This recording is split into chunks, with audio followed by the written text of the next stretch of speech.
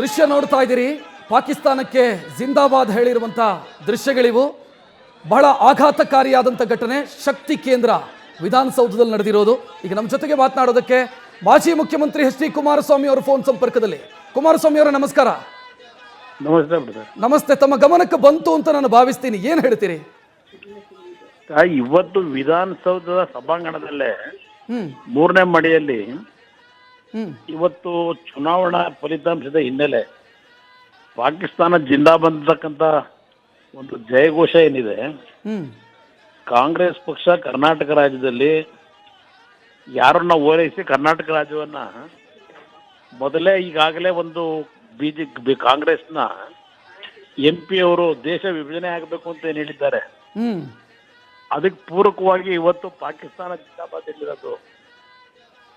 ಬಹುಶಃ ಕರ್ನಾಟಕ ರಾಜ್ಯನ ಪಾಕಿಸ್ತಾನ ಸೇರಿಸ್ಲಿಕ್ಕೆ ಹೊರಟಿದ್ದಾರೆ ಅಂತ ಕಾಣಿಸ್ತಿದ್ದು ವಿಭಜನೆ ಮಾಡಿ. ಸಾವಿರ ಕೂಗಾಟ ನೋಡಿದ್ರೆ ವಿಧಾನಸೌಧದಲ್ಲೇ ಇವತ್ತು ಕೂಗಿರ್ತಕ್ಕಂಥದ್ದು. ಮೊನ್ನೆ ಕೇಂದ್ರದ ಬಜೆಟ್ ಸಂದರ್ಭದಲ್ಲಿ ರಾಜ್ಯದ ಒಬ್ಬ ಸಂಸತ್ ಸದಸ್ಯ, ಕಾಂಗ್ರೆಸ್ ಸದಸ್ಯ DK ಸುರೇಶ್ ಅವರು ವಿಭಜನೆ ಆಗ್ಬೇಕು ಅಂತಕ್ಕಂಥದ್ದು ಹೇಳಿರ್ತಕ್ಕಂಥದ್ದು. ಇದೆಲ್ಲ ನೋಡಿದ್ರೆ ಬಹುಶಃ ಕರ್ನಾಟಕ ರಾಜ್ಯನ ಪಾಕಿಸ್ತಾನಕ್ಕೆ ತಗೊಂಡು ಹೋಗ್ಲಿಕ್ಕೆ ಹೊರಟಿದ್ದಾರೇನೋ ಇವರು ಅಂತಕ್ಕಂಥದ್ದು ಅವರ ಭಾವನೆಗಳು ಪ್ರಾರಂಭ ಆಗಿದೆ ಅಂತಕ್ಕಂಥದ್ದು ಕಾಂಗ್ರೆಸ್ ನಾಯಕರು.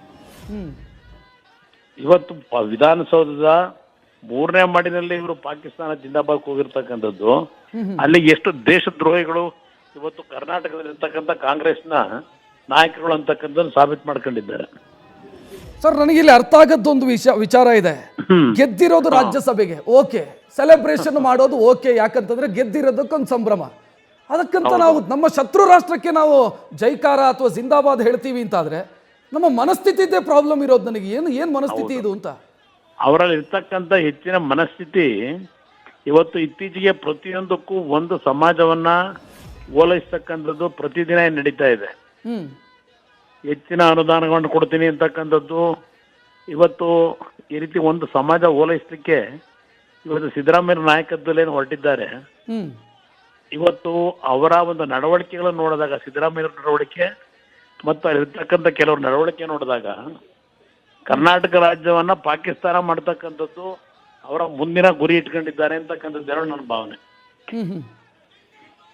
ಈಗ ಯಾರೋ ಬೆಂಬಲಿಗರು ಘೋಷಣೆ ಕೂಗಿದ್ದಾರೆ, ಅಲ್ಲ ಯಾರೋ ಬೆಂಬಲಿಗರು ಘೋಷಣೆ ಕೂಗಿದ್ದಾರೆ, ಪಕ್ಷ ಹೆಂಗೆ ಅದಕ್ಕೆ ಜವಾಬ್ದಾರಿ ಹೊರಬೇಕು ಅಂತ ಹೇಳ್ತಿರ್ತಾವು. ಅವನು ಯಾವನ್ ಕೂಗದ ಮೊದಲು ಒಳಗಾಕ್ಬೇಕಲ್ವೇ? VDF ಫುಟಿಂಗ್ ಇಲ್ಲ. ವಿಧಾನಸೌಧದೊಳಗೆ ಪಾಕಿಸ್ತಾನ ಜಿಂದಾಬಾದ್ ಅಂತ ಕೂಗ್ತಕ್ಕಂಥ ಕಾಂಗ್ರೆಸ್ ಕಾರ್ಯಕರ್ತರಲ್ಲಿ ಇರೋರು ಬೇರೆ ಯಾರು ಅಲ್ಲ. ಕಾಂಗ್ರೆಸ್ ನಾಯಕರು, ಕಾಂಗ್ರೆಸ್ ಕಾರ್ಯಕರ್ತರ ನಡುವೆ ಪಾಕಿಸ್ತಾನ ಜಿಂದಾಬಾದ್ ಅಂತ ವಿಧಾನಸೌಧದೊಳಗೆ ಕೂಗಿರ್ತಕ್ಕಂಥವ್ರನ್ನ ಏನ್ ಮಾಡ್ಬೇಕು ಇವರು ಸರ್ಕಾರ? VDF ಫುಟಿಂಗ್ ಇಲ್ಲ, ಫುಟೇಜ್ ಇಲ್ಲ. ಅಲ್ಲಿ VDF ಫುಟೇಜ್ ಅಲ್ಲೆಲ್ಲ ಕರಸೇವಕನ ಸರ್ಕಾರ ಬರ್ತಿದ್ದಂಗೆ ಅರೆಸ್ಟ್ ಮಾಡಿದ್ರಲ್ಲ, ಶ್ರೀಕಾಂತ್ ಪೂಜಾರಿ ಅಂತ ಹೇಳಿ. ಹೌದು, ಇವ್ರಿಗೇನೋ ಮಾನ ಮರ್ಯಾದೆ ಇದ್ರೆ ಅಲ್ಲಿ ಯಾರು ಜೈಕಾರ ಕೂಗ್ತಕ್ಕಂಥದ್ದು VDF ಫುಟೇಜ್ ಇದೆಯಲ್ಲ, ಅದು ಕ್ಲಿಯರ್ ಆಗಿ ಕಾಣಿಸುತ್ತೆ, ಯಾರು ಅಂತಾನೂ ಗೊತ್ತಾಗತ್ತೆ. ಅದು ಏನ್ ಆಕ್ಷನ್ ತಗೋತಾರೆ ಇವರು? ಅಟ್ಲೀಸ್ಟ್ ಕಾಂಗ್ರೆಸ್ ನಾಯಕರಿಗೆ ಒಂದು ವಿಷಾದ ವ್ಯಕ್ತಪಡಿಸ್ತಕ್ಕಂಥದ್ದು ಇಲ್ಲ. ಅಲ್ಲಿ ಕಾಂಗ್ರೆಸ್ ನಾಯಕರು ಸುತ್ತಮುತ್ತ ನಿಂತಿದ್ದಾರಲ್ಲಿ VDF ಫುಟೇಜ್ ನಲ್ಲಿ ಎಲ್ಲಾ ನಾಯಕರುಗಳಿದ್ರೆ ಅವ್ರ ಜೊತೆನಲ್ಲಿ ಪಾಕಿಸ್ತಾನ ಜಿಂದಾಬಾದ್ ಹೋಗ್ತಾರೆ ಅಂದ್ರೆ ಅಲ್ಲಿರ್ತಕ್ಕಂಥ ಕಾಂಗ್ರೆಸ್ ಕಾರ್ಯಕರ್ತರು, ಪಾಕಿಸ್ತಾನದ ಕಾರ್ಯಕರ್ತರು ಅವರು ಇಲ್ಲಿ ಸೇರಿರ್ತಕ್ಕಂಥ ವಿಧಾನಸೌಧದೊಳಗೆ ಇವರು ಯಾರ ಪರವಾಗಿದ್ದಾರೆ ಇವರು?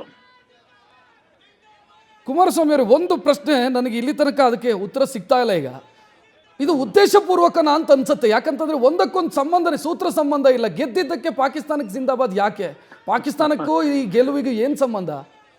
ಗೆದ್ದಿದ್ದಕ್ಕೆ ಕಾಂಗ್ರೆಸ್ ಪಕ್ಷಕ್ಕೆ ಜಿಂದಾಬಾದ್ ಹೋಗಿದ್ರೆ, ಇಲ್ಲ ಸಿದ್ದರಾಮಯ್ಯನವರಿಗೆ ಜಿಂದಾಬಾದ್ ಹೋಗಿದ್ರೆ, ಇಲ್ಲ ಯಾರೋ ಮುಸ್ಲಿಂ ಮಹಾನ್ ನಾಯಕರುಗಳವರಲ್ಲ ಅಲ್ಲಿಗ ಆ ನಾಯಕರುಗಳಿಗೆ ಜಿಂದಾಬಾದ್ ಹೋಗಿದ್ರೆ ಒಪ್ಕೋಬಹುದಾಗಿತ್ತು. ಪಾಕಿಸ್ತಾನಕ್ಕೂ ಇಲ್ಲಿ ನಡೆದಿರ್ತಕ್ಕಂಥ ಚುನಾವಣೆಗೂ ಸಂಬಂಧ ಏನು? ಹೌದು, ಹಲವಾರು ಶಾಸಕರುಗಳು ಸಹ ಅಲ್ಲೇ ಇದ್ದಾರೆ. ಆ ಜಯ ಘೋಷಣೆ ಮಾಡಿದಾಗ ಪಾಕಿಸ್ತಾನದ್ದು ಇದನ್ನ ಇನ್ನೂ ಸಹಿಸ್ಕೊಂಡು ಇನ್ನೂ ಅಲ್ಲಿ ಯಾರು ಕೂಗಿದ್ದಾರೆ ಅವ್ರನ್ನ ಮೊದಲು ಅರೆಸ್ಟ್ ಮಾಡದೆ ಮೌನಿಕ ಶರಣಾಗಿರ್ತಕ್ಕಂಥದ್ದೇ ಇವರ ಬೆಂಬಲ ಏನಿದೆ ಅಂತಕ್ಕಂಥದ್ದು ನೀವು ಕಾಣಬಹುದು. ಈ ದೇಶ ಒಡೆಯತಕ್ಕಂಥ ಕೆಲಸಕ್ಕೆ ಕಾಂಗ್ರೆಸ್ನವರಿಗೆ ಮತ ಹಾಕಿದ್ರೆ ತಯಾರು ಮಾಡ್ತಾ ಇದ್ದೇವೆ ಕಾರ್ಯಕರ್ತನ ಅಂತಕ್ಕಂಥದ್ದು ಈ ಸಂದೇಶ ಇವತ್ತು ಕೊಟ್ಟಿದ್ದಾರೆ ಕರ್ನಾಟಕದಲ್ಲಿ. ಈಗ ಮೊನ್ನೆ ದೇಶ ವಿಭಜನೆಯ ಹೇಳಿಕೆ ಕೊಟ್ಟಾಗ ಅದನ್ನು ಯಾವ ರೀತಿ ಸಮರ್ಥಿಸಿಕೊಂಡ್ರು ಅಂತಂದ್ರೆ ತೆರಿಗೆಯ ವಿಚಾರವನ್ನು ಮುನ್ನೆಲೆಗೆ ತಂದ್ರು. ಈಗ ಪಾಕಿಸ್ತಾನದಕ್ಕೂ ಏನಾದರೂ ಒಂದು ಸಮರ್ಥನೆ ಹೊತ್ಕೊಂಡು ಬರ್ತಾರೆ ಈಗ.